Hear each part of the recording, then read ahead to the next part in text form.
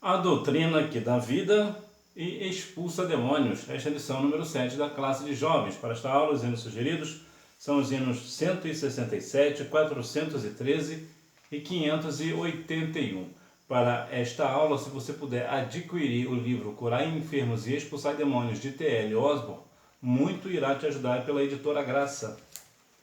Vai te auxiliar e muito nesta aula. Introdução. Por intermédio do ministério terreno de Jesus, podemos ver que doutrina e obras caminham unidas. As obras realizadas pelo Senhor Jesus revelam o seu caráter e a natureza da sua doutrina. Doutrina, você sabe, é o ensinamento bíblico. Todo ensinamento bíblico é uma doutrina. E é por isso que as obras do Senhor Jesus e a doutrina e a sua doutrina andavam juntas, de mãos dadas. Por quê? Porque quando Jesus, que é o maior mestre, ele é Senhor, ele ensinava a palavra do Senhor, né, a sua palavra, ele gerava nas pessoas fé. A Bíblia diz em Romanos 10:17 que a fé vem pelo ouvir pela palavra. Então as pessoas ouviam os ensinamentos de Jesus, colocavam em práticas e por isso obras aconteciam, milagres aconteciam. Por quê? Porque a palavra gera fé e a fé gera o milagre. Então muitas vezes não acontece milagre na nossa vida porque nós não temos fé. E por que nós não temos fé? Porque nós não estamos colocando em prática os ensinamentos de Jesus. Portanto, é importante que nós venhamos compreender que a palavra do Senhor ela é viva e eficaz, digna de toda a aceitação, e ela gera em nós fé. E por isso acontecem os milagres. A autoridade da doutrina de Cristo, o conceito de autoridade. Portanto, a autoridade da doutrina de Cristo está relacionada ao fato de ele ser Deus e a fonte de toda a autoridade. Autoridade é diferente de autoritarismo. A pessoa autoritária é diferente de uma pessoa com autoridade. Quando se fala de autoridade, é quando alguém impõe em alguém uma obrigação. A pessoa é obrigada a fazer, ela usa do fato de ser algum tipo de autoridade, então ela impõe. Por isso que existe hoje aquela questão que chamam de abuso de autoridade. Então essa pessoa que está abusando da autoridade, ela está fazendo o quê? Sendo autoritária. E a autoridade, o que é? Autoridade é quando uma pessoa, no caso aqui Cristo, né? Quando uma pessoa tem uma autoridade sobre ele, né? Sobre ela tem uma autoridade, ela demanda algo, ela fala algo e as pessoas acatam aquela ordem dela. Por quê? Porque ela tem autoridade, as pessoas respeitam a autoridade que está sobre ela. Então, como Jesus é Deus e toda autoridade vem de Deus, então Jesus tem toda a autoridade, ele faz o que ele quiser, porque nele está toda a autoridade que vem dos altos céus. Autoridade que habilita. A autoridade de Jesus tem o propósito de habilitar os seus discípulos a cumprirem a sua missão. A questão de habilita, né? Dá até aquela ideia de habilitação, né? Carteira de habilitação. Se porventura você já tem 18 anos e tem possibilidades, não deixe de tirar a sua carteira de habilitação. Isso vai te abrir muitas portas. Mas o que é habilitar nesse sentido bíblico? Habilitar é dar autoridade.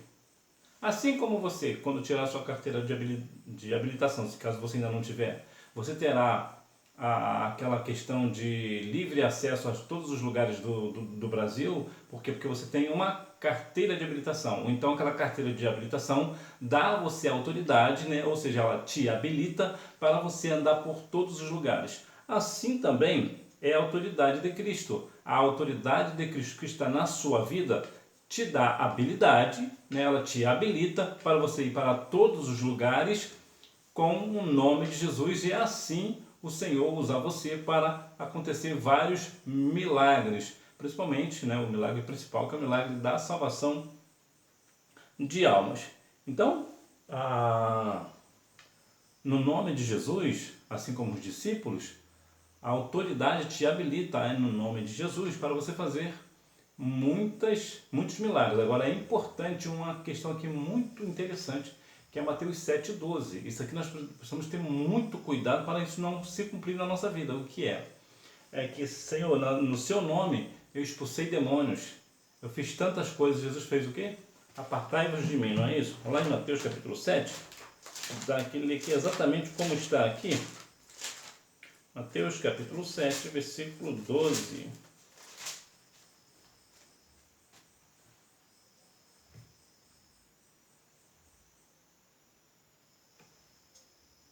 Não, não é essa referência não. Espera aí. Acho que é Mateus, eu estou em Marcos. Eu estou bom de Bíblia, né? Falando de Mateus, está em Marcos? Mateus capítulo 7, versículo 12? Não, é o versículo 22. Muitos me dirão naquele dia: Senhor, Senhor, não profetizamos nós em teu nome? E em teu nome não expulsamos demônios? E em teu nome não fazemos muitos milagres? Não fizemos muitos milagres?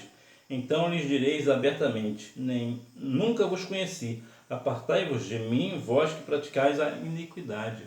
Ou seja, não é porque alguém está expulsando demônios no nome de Jesus que está salvo. Então você precisa ter cuidado com isso. Deus pode usar você, mas você precisa ter o seu nome escrito no livro da vida. Como é que você faz isso? Não praticando a iniquidade, não sendo uma pessoa injusta, tendo o Senhor como seu, de fato, o seu Senhor, não passar por cima da autoridade de ninguém. Você ser uma pessoa fiel ao Senhor Jesus, e assim o Senhor vai te usar poderosamente. Autoridade confirmada. A autoridade exercida no ministério de Jesus contribuiu para que suas palavras e ações fossem confirmadas pelo povo. Na conclusão do Sermão do Monte, vemos que os ouvintes ficaram maravilhados, pois o mestre os ensinava com autoridade e não como os escribas. Bom, essa questão de autoridade aqui vai nos dar uma ideia muito interessante sobre a questão de que as suas ações e palavras eram confirmadas pelo povo. Como? Porque Jesus tinha uma ação, ele tinha a sua palavra, e isso era confirmado, ou seja, Jesus falava que iria acontecer algo e acontecia. Jesus lá no livro de Marcos fala, por exemplo, sobre a questão daquele paralítico que foi levado lá na presença de Jesus pelo telhado. Existe uma questão interessante ali, que desceram ali pelo telhado e tal, e quando foram colocados ali, Jesus perdoou os pecados daquele homem, e as pessoas começaram a razoar entre si: quem é este que perdoa o pecado? Só quem pode perdoar o pecado é o Senhor, é Deus. E o que Jesus fez? Ora, para que saibais que em mim está toda a autoridade, o que é mais difícil? Ou melhor, o que é mais fácil? Perdoados estão os seus pecados, ou toma sua cama e anda? E o que a Bíblia nos relata? Jesus disse: levanta, toma sua cama e vai para a sua casa. E foi exatamente isso que aconteceu. Ou seja, Jesus, antes de fazer, ele falou que ia fazer e fez. E isso dá autoridade. Atos capítulo 1, versículo 1, nos fala que Jesus ensinou fazendo. Então Jesus falava que ia acontecer e de fato acontecia. Então o povo se admirava, porque realmente Jesus falava que acontecia e de fato acontecia. Ele falava que ia acontecer, como o caso de Lázaro. Jesus falou que Lázaro estava dormindo. As pessoas: você vai dormir, então vai despertar. Não, Lázaro está morto, mas vou despertá-lo. E foi exatamente isso que aconteceu. Jesus, ao chegar lá, ressuscitou a Lázaro, mas ele não falou que ia ressuscitar, ele não falou que ia despertar. Então, de fato, aconteceu. Então, isso faz com que a pessoa creia de fato que Jesus é o Cristo. Por quê? Porque antes de acontecer, ele falava que ia acontecer e fazia. A doutrina de Cristo dá vida ao homem. Morte espiritual. O pecado tornou a morte e os seus danos uma triste realidade, inclusive a morte espiritual, já que biblicamente o homem sem Deus é descrito como morto espiritualmente. Como é que a pessoa morre espiritualmente? Quando vive numa prática de pecado. O pecado, que é errar o alvo, que é Cristo, em tudo aquilo que eu faço, que não acerta a vontade do Senhor, o centro da vontade de Cristo, eu estou pecando. A questão do pecado, existe um ponto crucial. Existe a questão da pessoa que cometeu um pecado. A Bíblia diz que o justo, ainda que caia, ele não fica prostrado. O que é isso? Ele não vai pecar hoje e pecar amanhã. A questão do pecado é aquela pessoa que vive todo dia, ele vive na prática do pecado. Então essa pessoa espiritualmente é uma pessoa morta, diferente da pessoa que está na verdade, verdadeiramente em Cristo. Ele tropeçou, mas ele, né, caiu, independente do seu pecado, mas ele continua de pé, ele se levanta e continua firme no Senhor. Aquilo foi um acaso, foi um erro de percurso, né? Então, ele pecou e todos nós estamos suscetíveis a isso, né? A pecar, né? Todos nós somos falhos, né? Tiago 5,17 nos diz que todos nós somos sujeitos às mesmas paixões, ou seja, paixões aqui no caso é erro. Então isso faz com que a pessoa, né, que pratica o pecado todos os dias, está sempre praticando o pecado, ele não sente o fardo do pecado, ele é uma pessoa espiritualmente morta. Viver de acordo com os padrões deste mundo. O que o padrão do mundo hoje predomina? Predomina tudo aquilo que é contra a palavra de Deus, tudo aquilo que é contra a vontade de Deus. Então, uma pessoa que está vivendo de acordo com o mundo, que é inimigo de Deus, então essa pessoa automaticamente também será inimigo de Deus. A questão da desobediência e seguir os desejos da carne. Não seguir os desejos da carne, eu já falei aqui algumas outras vezes, vou te falar mais uma vez, realmente talvez seja para os jovens principalmente o mais difícil é os desejos carnais. E eles acontecem. Entretanto, quando nós olhamos, por exemplo, para José, que escapou ali das mãos, né, da mulher de Potifar, ele era um jovem como você. Talvez você seja uma jovem, né? Então, da mesma forma, até porque as meninas, de modo geral, têm uma resistência maior aos pecados da carne, né? O homem ele já é mais fraco nesse ponto. No entanto, tanto o jovem, né, quanto a jovem precisa ver José como uma referência. Se José conseguiu sair das garras dos desejos carnais, você também consegue. Por quê? Porque o Senhor está contigo. 1 João 2,14. Jovens, vos escrevo porque a palavra de Deus está em vós, já venceste o maligno. Então você pode e deve vencer o maligno porque a palavra do Senhor está dentro do seu coração. Portanto, essas questões traz para nós aqui a morte espiritual. A vida de Cristo. Paulo afirma que o homem é salvo por meio da vida de Cristo como fruto da reconciliação adquirida pelo seu sofrimento na cruz,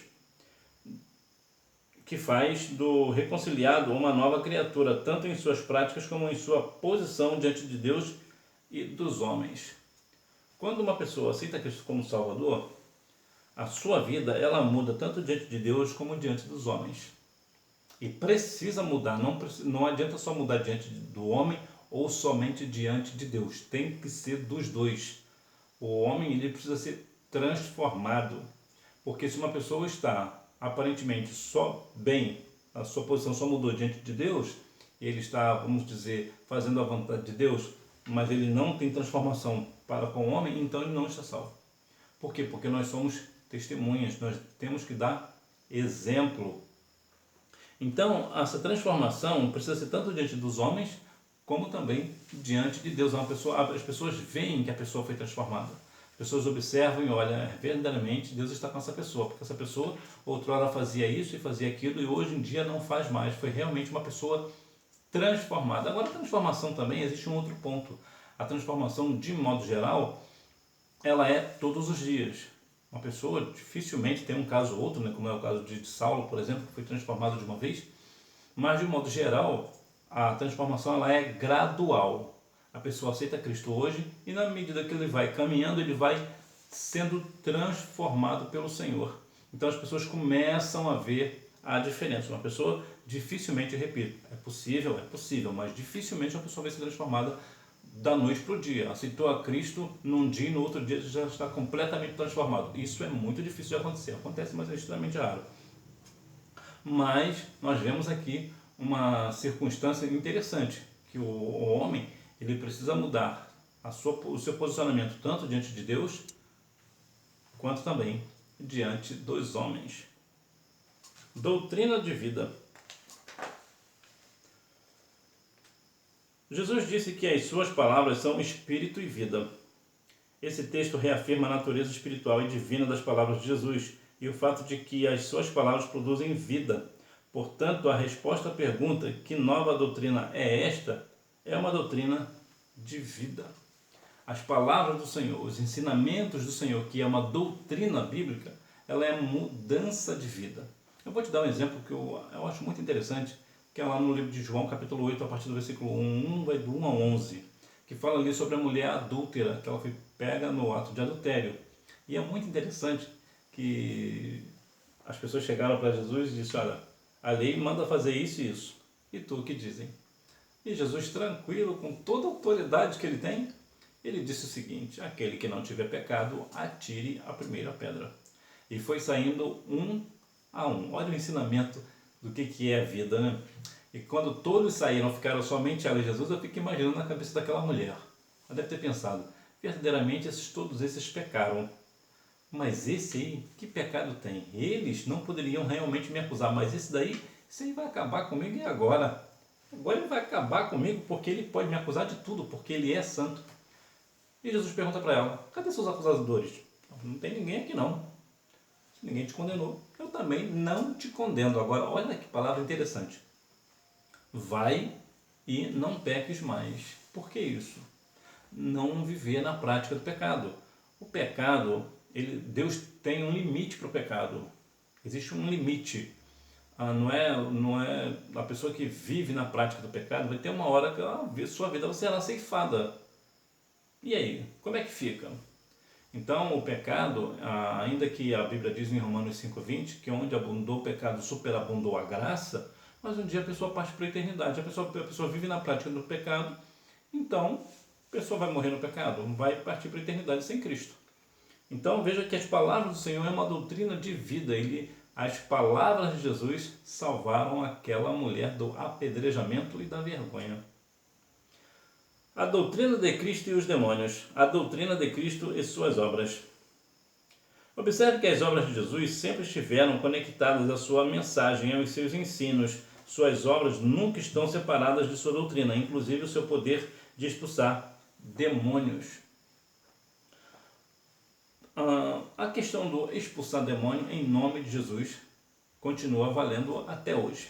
Mas o que eu quero trazer para você é uma outra questão, que é: os ensinamentos de Jesus não eram hipócritas.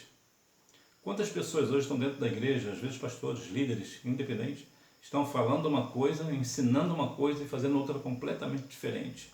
Jesus era coerente em tudo que ele ensinava. Toda a sua palavra e suas ações eram completamente coerentes. Ele falava e vivia aquilo que ele falava. Ele pregava e ensinava aquilo que ele pregava. Então não existia nele nenhuma hipocrisia, o que infelizmente é bem diferente dos dias atuais. Tantos pastores hoje falando contra o adultério, mas têm uma vida voltada para o adultério. Quantas pessoas falando, pastores, líderes, falando contra isso, contra o pecado, mas estão exatamente praticando aquele pecado, hipocrisia. Jesus, ele ensinava, como eu disse, fazendo, e a sua palavra era coerente com as suas ações. Então, as suas obras nunca eram separadas da sua doutrina. Então, mais uma vez, entra aquela ideia que Jesus ensinava, e por causa disso as pessoas acreditavam. Então, existia a obra do Senhor, o milagre do Senhor acontecia. Os demônios reconhecem Jesus. Os demônios conheciam a Jesus, sabem de sua natureza, reconhecem a sua divindade e se encurvavam diante do seu poderio. Muitas pessoas pensam nesse ponto aqui que os demônios estavam adorando ao Senhor Jesus. Não é bem assim a história. Quem são os demônios? Os demônios eram anjos no céu, então eles conheciam Jesus do céu. Então, quando eles foram expulsos do céu, e quando se depararam, de repente, anos depois, se depararam com Cristo, eles reconheciam Jesus. Eles sabem quem é Cristo. Então, eles não estavam ajoelhando ali para adorar a Cristo, mas eles estavam reconhecendo o seu poderio. Eles sabem que Jesus está muito, mas é muito acima dele. Então, veja que é até uma questão, eles faziam isso até numa questão forçada, Os espíritos imundos faziam isso, reconhecem o poderio de Cristo, mas de uma forma forçada, Eles não fazem espontaneamente. diferente de você. Você, quando adora ao Senhor, você adora em espírito e em verdade, ou seja, é de uma forma espontânea. Você não está fazendo isso porque você é forçado a fazer. Você faz de uma forma espontânea. Você tem prazer de reconhecer o poderio do Senhor. Você tem prazer de reconhecer, de saber que Ele é maior, que Ele é digno de toda honra, glória, poder, louvor e adoração. Os espíritos imundos não. Eles reconhecem o poderio de Cristo, mas não o adoram espontaneamente. Eles odeiam, né, na verdade. Né? Então, aqui é a grande diferença. Mas os demônios, claro, reconhecem ao Senhor Jesus. Os demônios são expulsos. Embora tenha sido reconhecido pelos demônios, o Senhor Jesus não interrogou ou estabeleceu qualquer diálogo com eles. Jesus não dependia que a sua identidade fosse confirmada pelo diabo. O que fica claro é a autoridade de Jesus e de seus ensinos ser reconhecido até mesmo entre os demônios. Até os demônios reconhecem a autoridade de Cristo. O diabo reconhece a autoridade de Cristo. Todo ser espiritual conhece a autoridade do Senhor. O vento reconhece a autoridade do Senhor, os mares reconhecem, né? Tudo que tem fôlego louva ao Senhor. Agora os demônios, eles apenas reconhecem o poderio, né? Como eu já havia falado. Agora eu quero ter uma questão muito importante sobre a questão de expulsar os demônios. Quando hoje vemos em algumas igrejas que quando vai expulsar demônio, começa a falar, interrogar o demônio, perguntar o nome do demônio, e que faz, de onde é que você está vindo, da onde que você está indo para onde, o que você está fazendo com essa pessoa, e faz uma entrevista com o demônio. Jesus não precisa deste negócio, isso não tem que estar dentro da igreja de Cristo. Quando uma pessoa está possuída por espíritos imundos, é apenas expulsar aqueles demônios no nome de Jesus e ponto. Não tem que ficar fazendo pergunta, fazendo isso ou aquilo. Por quê? Porque nós não precisamos que os demônios reconheçam a autoridade de Cristo para que nós venhamos crer no Cristo. Nós cremos espontaneamente, nós sabemos que Ele é o Cristo. Portanto, nós não devemos, de maneira nenhuma, ficar fazendo perguntas ao demônio quando uma pessoa está com um espírito imundo. Até porque existe um outro ponto também, que isso vai constranger aquela pessoa. Então, quando uma pessoa está possessa de um ou de mais espíritos imundos, o que tem que fazer é expulsar no nome de Jesus, para que o nome do Senhor Jesus seja glorificado. Conclusão. Infelizmente, é muito comum tratar as obras de Jesus sem que leve em consideração os seus ensinos, e isso tem causado danos dos mais variados à sua igreja. Muitas pessoas hoje, de uma forma geral, nas igrejas, né, os cristãos modernos, na verdade não são cristãos modernos, são cristãos mundanos, falam muito das questões das obras do Senhor Jesus, que Jesus vai te fazer isso, vai fazer aquilo, que você vai ter isso, que você vai ter aquilo, mas não fala dos ensinamentos bíblicos. Para que nós venhamos ter a nossa casa firme, nós precisamos de alicerce, para a casa não cair, precisamos de colunas de concreto para a casa não cair, para sustentar o telhado e toda a parte de alvenaria. Da mesma forma é a nossa vida espiritual. Para que nós venhamos ter uma vida firme, nós precisamos ter um alicerce. Quem é o nosso alicerce? Cristo. E podemos falar que a coluna, podemos dizer aqui, que é a igreja. Então nós precisamos ter firmeza com Cristo, né? Eu preciso estar com a minha vida firmada na rocha, né? Quem é a rocha? É Jesus. Então, o que nós temos que fazer? Nós temos que ensinar que verdadeiramente Jesus opera milagres. Mas antes de operar um milagre na minha vida, a minha vida precisa estar firmada no Cristo, precisa ter as colunas, né, que é a igreja, né, que é o esteio e firmeza da verdade. Então a igreja eu preciso estar firmado, né, em Cristo e também estar em comunhão com a igreja. Eu preciso estar de uma forma completamente harmônica. Não há como eu estar em Cristo e estar fora da vontade, dentro da questão da igreja. Eu preciso, não é que a igreja vai me dar a salvação, mas por eu estar salvo, eu preciso participar da comunhão com os meus irmãos e irmãs. Eu preciso estar ali no partir do pão, né, por exemplo. Então nós devemos ter isso na nossa vida. Mas de modo geral, o que eu quero dizer é que nós devemos ensinar que o Senhor Jesus tem obras a fazer, uma obra de salvação em nossa vida, mas que nós também precisamos ter do ensinamento da sua palavra. Hora da revisão. Número 1. O sentido de autoridade utilizado diz respeito à doutrina de Cristo, referindo-se à sua fonte divina, o que faz dela digna de toda a aceitação. 1 Timóteo 1,15. Número 2. A autoridade tem relação direta com a representação da pessoa de Jesus, e isso por meio da exposição da mensagem do Evangelho. Número 3. A autoridade de Jesus tem o propósito de habilitar os seus discípulos a cumprirem a sua missão. Lucas 10:19. Número 4. Em Efésios 2, 1 ao 3, Paulo ensina que o homem sem Deus se encontra morto em suas ofensas e pecados. Número 5. Jesus se manifestou para desfazer as obras do diabo. 1 João 3, 8. Que Deus em Cristo continue abençoando a sua vida e que você venha verdadeiramente crer na doutrina que dá vida e expulsa demônios. E qual é essa doutrina? Os ensinamentos de Jesus, as palavras de Jesus. A palavra de Deus é a doutrina que dá vida e expulsa demônios. Que Deus em Cristo continue abençoando a sua vida e você me vê na próxima aula, se Deus quiser. Tchau!